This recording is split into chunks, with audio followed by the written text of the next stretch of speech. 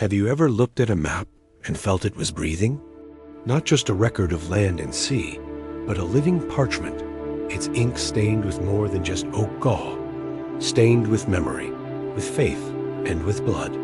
What if I told you that the very geography of our world, the contours of continents and the locations of cities, hold a secret pattern of final terrible testimony, written not in scrolls, but in the last breaths of 12 men? We are about to embark on a journey far beyond Sunday school tailies. This is not about their beginnings, but their ends. Not about their sermons, but their silence. And the map is our key. Because the deaths of the 12 apostles were not random, tragic footnotes. They were deliberate, cosmic signatures on the canvas of the ancient world, a hidden code of sacrifice that shaped the spiritual DNA of civilizations to come. If you stay with me, you will see the world map transform before your eyes. You will see how a fisherman iced death in Armenia connects to a thunder god's myth in the Caucasus. How a tax collector's ending in Ethiopia whispers secrets about pre-Christian astral worship. How the manner of each death crucifixion, beheading, flaying, peaceful ascent was a key that unlocked a specific spiritual door in a specific corner of the earth. We are peeling back the layers of history, of myth, and of what some might call divine cartography. The secrets we uncover will challenge everything you thought you knew about these familiar figures, revealing a story so vast, so intricately woven, that it has been hiding in plain sight for 2,000 years. Let us begin our descent into the first layer, in the most unlikely of places. Not in Jerusalem, the heart, but at the furthest edges where the world was believed to end. Picture the northern shores of the Black Sea, a land of mists and fierce tribes, the realm of the Scythians. This is where Andrew, the first called apostle, the brother of Peter, met his end. Tradition says he was crucified in the city of Patras in Greece. But older, more shadowy threads pull us further north to the Crimean Peninsula. Imagine him, an old man now, preaching to communities that worship the horse and the sky. His cross, it is said, was not like his brother's, but in the shape of an X, a decussate cross. Now, here is where the map first speaks. That X. It is not just a letter. It is the primal symbol of intersection, of crossing points.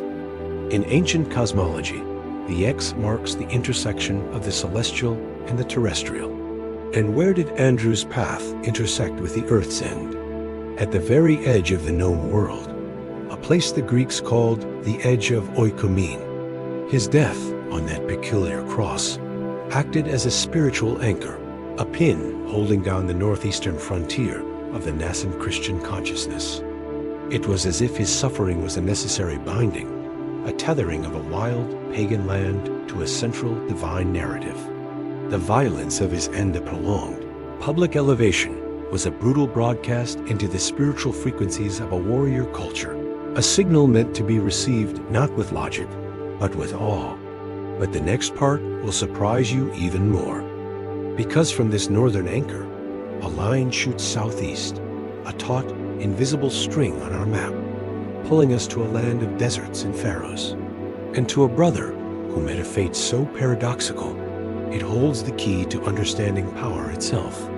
That brother is Simon Peter, the Rock, and his story takes us to the heart of the empire, to Rome itself. But do not think of the glorious Rome of palaces and senators.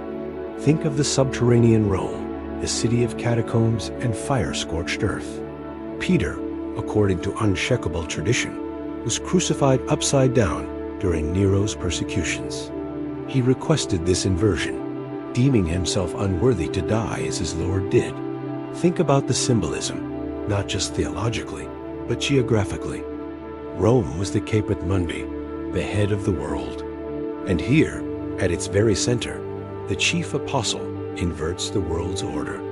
His head points to the earth, his feet to the heavens. It is a powerful, deliberate act of spiritual rewiring. He was not just killed. He performed a ritual act upon the stage of the world's greatest power. His inverted crucifixion was like a spiritual lightning rod, planted directly into the heart of imperial might, designed to earth a divine power that would, in time, transform the empire from within. The blood soaked into the Vatican Hill was a seed, but it was a seed that needed and that leads us to the man who stood beside him in Rome, but whose journey to death would take a vastly different and far more mysterious path. This is James, son of Zebedee, the first of the 12 to taste martyrdom. But the map whispers of deeper currents. His fiery nature demanded a death that was swift, decisive, and resonant.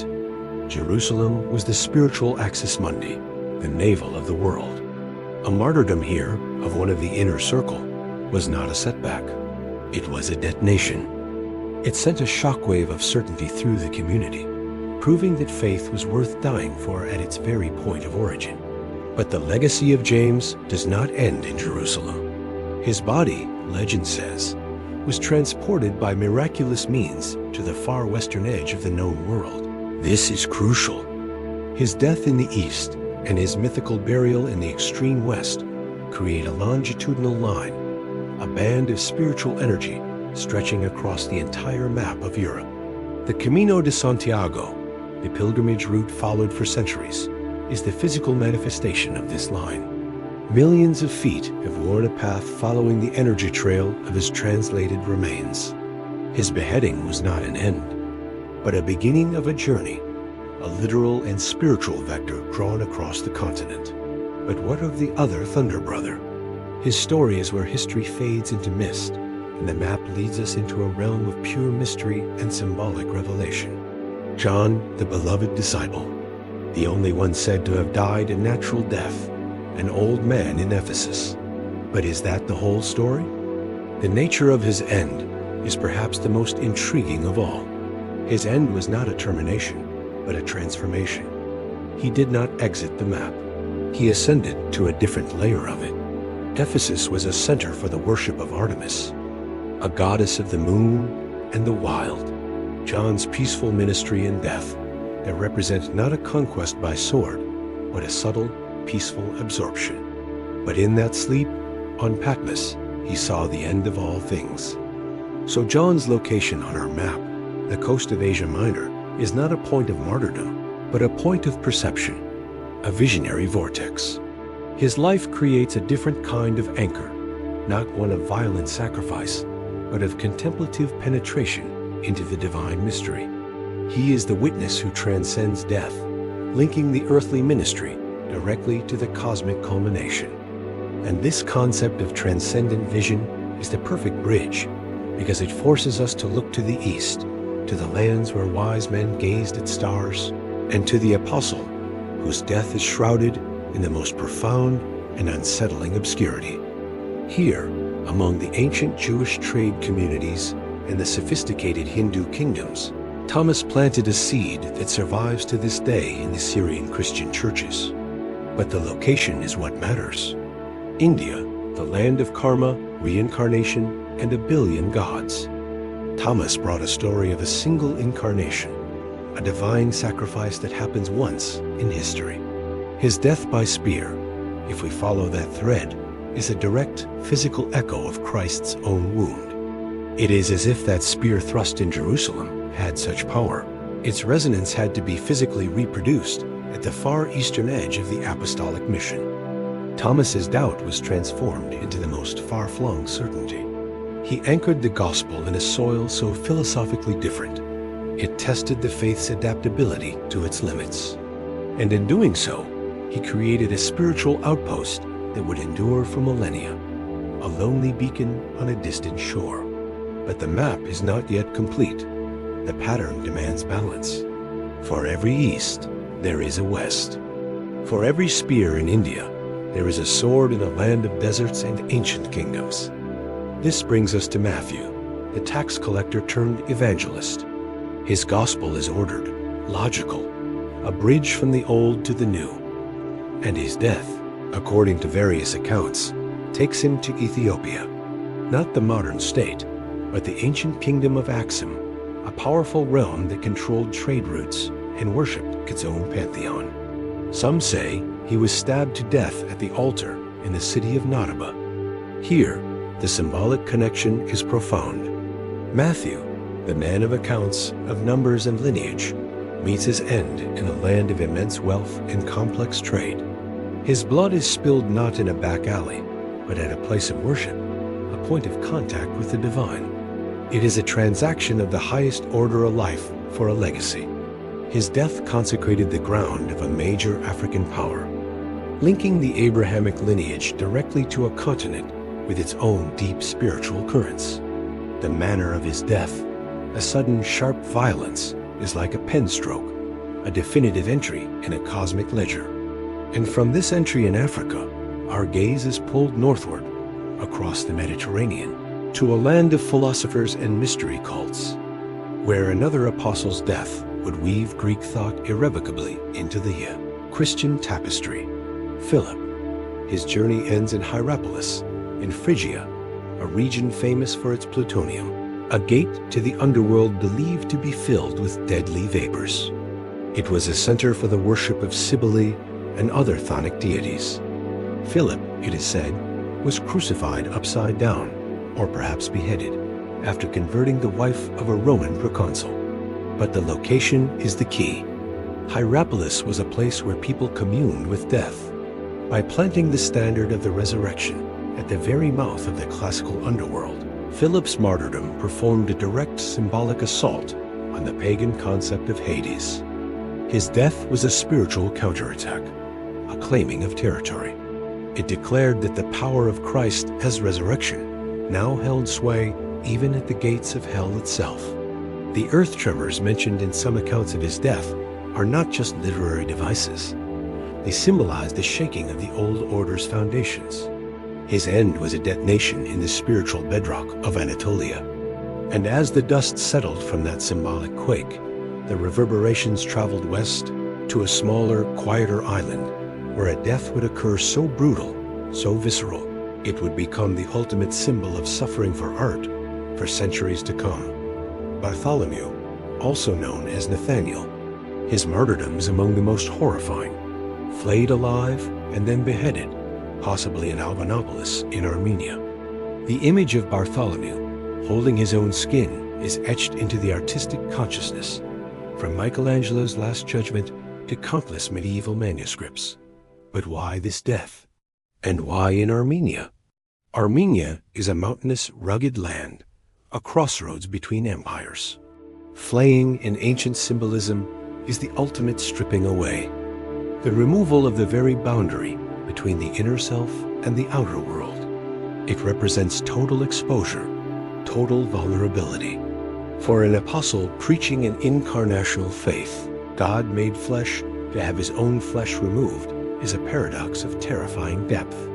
It is as if, through his agony, he was demonstrating the fragility of the flesh itself, pointing beyond it to the eternal spirit. His death in Armenia, a kingdom that would become the first to adopt Christianity as a state religion, may have served as a terrifying, purifying sacrifice that prepared the ground for that nation's conversion. The blood of the flayed apostle seeped into the hard mountain rock, a gruesome but potent fertilizer for a national faith. And from this excruciating peak of physical suffering, the pattern on our map now turns to a death that is shrouded in even greater mystery, one that involves not just earth, but the cosmos above. James, son of Alphaeus, often called James the Less. The historical record is faint.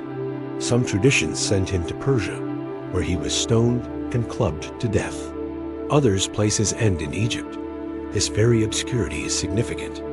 On our map, he represents the forgotten, the quiet sacrificers whose stories are lost to time. His martyrdom, wherever it occurred, is a data point in the background radiation of the apostolic mission. It reminds us that the map we are trying to read has missing pieces, faded ink. His death whispers that the network of sacrifice was even wider, even more complete than we can now prove. He is the apostle of the gaps, and his story forces us to acknowledge the limits of our knowledge even as we seek the pattern. But this acknowledgement of mystery only heightens the intrigue, because it leads us to the apostles, whose deaths are so contested, so varied in tradition, that they open portals into multiple possibilities on our map. Thaddeus, also called Jude, brother of James, his field of mission was vast: Mesopotamia, Persia, possibly Libya. His death, beaten to death with a club or axe in Persia. Simon the Zealot, the revolutionary.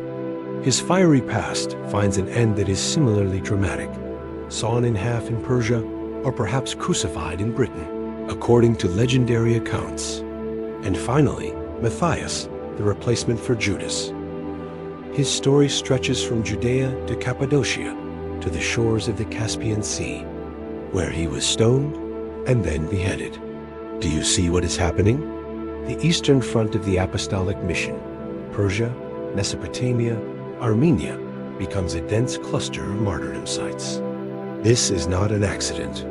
The Persian Empire, with its Zoroastrian faith, was the great eastern rival to the Greco-Roman world. This eastern zone required a concentration of sacrificial energy. A variety of horrific deaths, sawing, clubbing, stoning, beheading, suggests a spiritual warfare of intense magnitude. Each method of execution, in the symbolic language of the time, was a message. Sawing in half represented being torn between two worlds. Stoning was the judgment of the community. These were not just murders. They were rhetorical statements from the pagan world, met and answered with the apostles' steadfast faith. The map of the Middle East is thus laced with a web of sacrificial nodes, a grid of light established through darkness. And what of Judas Iscariot? His end is the black hole in our map, the negative space that defines the rest. His suicide in the field of blood, Akeldama in Jerusalem. This location is the counter-anchor. If the other deaths were points of light radiating outward, his is a point of absorption, of collapse. It is the warning, the singularity of betrayal from which the others fled, and in fleeing, spread. His plot of purchased land, a field for burying strangers, is the only apostolic shrine dedicated not to life-giving sacrifice, but to despair. It completes the picture by showing what the pattern is not. Now step back with me. Look at the map now. See the pattern? Jerusalem is the heart, the source. From it, lines radiate out like spokes on a wheel, or like cracks in a vessel meant to hold light. Peter and Paul in Rome, the Western power. Andrew in the northern wilds. Thomas in the Far East. Matthew in the southern kingdom. James in Spain. John in Ephesus. Philip at the gate of the underworld. Bartholomew in the mountainous crossroads. It forms a rough circle, a crown of thorns pressed onto the very head of the ancient world. Each death in its specific location and manner was a key fitting a unique lock in the spiritual geography of a region. The violence was a frequency, broadcast to be understood by the pagan subconscious of those lands, meeting the brutality of the gods with a sacrifice that was voluntary, transformative, and pointed to a love beyond comprehension. This is only the first layer of understanding. What comes next may change how you see this celestial map forever, because we have only considered the where and the how. We have not yet delved into the when, the astrological alignments, the feast days that coincide with ancient pagan festivals, creating a divine synchronicity. We have not yet connected the dots between the martyrdom sites and the locations of ancient megaliths, ley lines, and centers of prehistoric worship, suggesting the apostles were consciously reclaiming ancient holy sites. The next revelation uncovers a secret very few people know, that the accounts of their deaths, written centuries later, contain cryptic numerical codes, the gematria of their names in Greek, corresponding to distances between their martyrdom sites, forming sacred geometric shapes on the globe. Imagine the pentagram formed between Rome, Ephesus, Alexandria, Byzantium, and Antioch, with Jerusalem at its center. And what of the instruments of their martyrdom? The crosses, the spears, the swords, the knives. Many were believed to be preserved as relics, and their subsequent journeys across Europe in the Middle Ages drew secondary lines of power on the map, like a second, more recent network overlaid on the first. The tapestry is infinitely complex, but here is where you become part of this living story. This knowledge is not meant to be hoarded. It is a light, and like the apostles themselves, it must be spread. If this journey has ignited a spark of wonder in you, if you feel the pull of this hidden map, then you have a role to play. By simply clicking the like button, you signal the algorithm, that mysterious modern power, to share this light with others.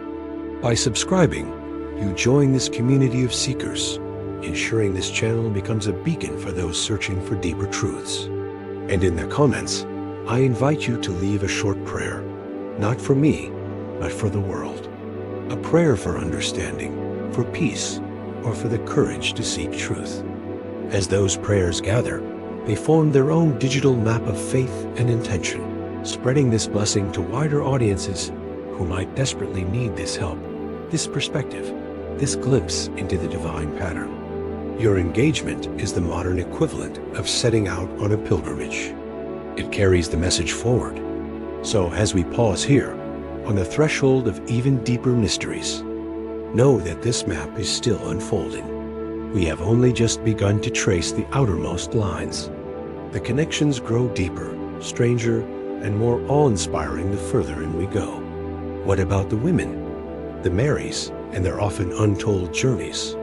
What about the 70 disciples sent out by Jesus, whose stories are lost, but whose silent sacrifices complete the web? And what of the prophetic implications of this apostolic pattern for our world today? The map is not static. It is alive, and it is speaking. And in our next exploration, we will begin to listen to its voice, starting with the sound that echoes from the desert sands of Egypt, where a different kind of witness met its end, and where the line between history and prophecy blurs into one. So let the map that now lives behind your eyes be your guide. Let the memory of Andrew's cross in the northern mists, of Peter's inverted stance in the heart of empire, of John's visionary sleep in Ephesus, of Thomas's far-flung spear in India, and of Bartholomew's unimaginable sacrifice in the Armenian highlands. Let these be more than history. Let them be a testament written in fire and blood across the soul of the world, a declaration that love will march into the darkest corners and plant its flag, no matter the cost. We have traced the outline of a crown of thorns pressed upon the ancient globe, each point a life poured out, a key turning in a spiritual lock from Rome to India, from Ethiopia to Scythia. We have seen how their ends were not conclusions, but cosmic beginnings, ignition points for a fire meant to spread across continents and centuries, all the way to this very moment, to this screen, to you. Now, the pattern passes to you. This is no longer just a story about them. It is an invitation for you. The map is not complete. It awaits the markings of your faith, your testimony, your voice. The apostles' journey was one of radical witness, and in our digital age, witness takes on a new form. The comments section below is not merely a space for words. It is a modern-day catacomb, a gathering place for the faithful. I urge you, with all the urgency this truth carries, do not leave this space silent. Let your voice join the chorus of centuries. Make your confession here. A single sentence of faith, a name lifted to the light. Share your short prayer, a cry for help, a song of thanksgiving, a whispered intercession for a world in need. Testify to what God has done in your life. The healing, the comfort, the strength, the quiet miracle in the ordinary. When you do this, you are not just typing on a keyboard. You are inscribing your name on this living map. You are adding a point of light to the network, proving that the fire they lit 2,000 years ago is still burning right now in you. But do not stop there. The call of the apostles was a call to go, and so is yours. This message cannot, must not, end with you. I am asking you, with a heart burdened by the gravity and the glory of this task, share this video. Send it to your family, your friends, to those who are searching, to those who are hurting. Share it with at least 10 people or 20 or 100. Do not let the algorithm be your only evangelist. Let your own hands be the ones that pass the torch. When you share this, you are not just sharing content. You are sharing a key. You are spreading a revelation. You are carrying forward the same teaching, the same transformative power that Peter carried to Rome, that Thomas carried to India. You are extending God's blessing into the digital wilderness. You are a vital link in a chain of grace that stretches back to a hill in Jerusalem and forward into eternity. Think of it. Every click of the share button is a step on a new pilgrimage. Every view that comes from your act of courage is a soul touched, a heart potentially opened, a life that might be forever altered by understanding this divine pattern of sacrifice and love. We are part of something vast. This is not about views or numbers. This is about souls.